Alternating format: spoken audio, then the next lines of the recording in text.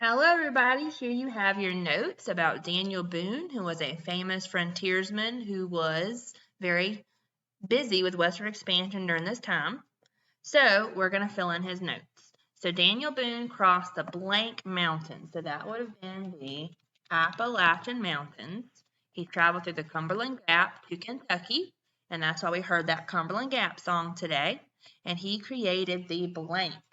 So they called it the Wilderness Road.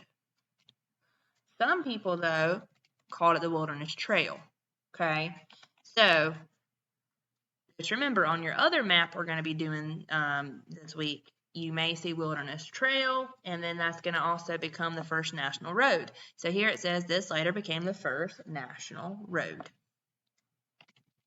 Okay, and then it says Boone established the first U.S. settlement west of the blank mountains. So once again, guys, we're still talking about the Appalachian Mountains because we're on the East Coast. If we were talking about the West Coast going towards California, then you would be talking about the Rocky Mountains. But as you can see from this map, we're still talking about the East Coast near where we are because there's South Carolina.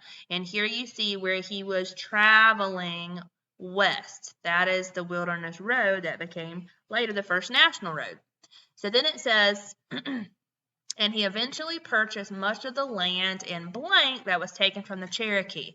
And we're going to be learning more about the Cherokee Native Americans and what happened to them during this time.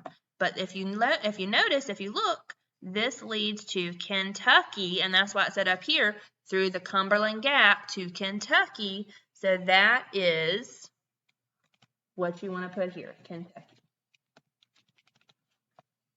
Okay, so guys, just make sure you check your spelling. Make sure you check your capital letters because you want to make sure you have the correct words for Daniel Boone, a famous pioneer of the frontier.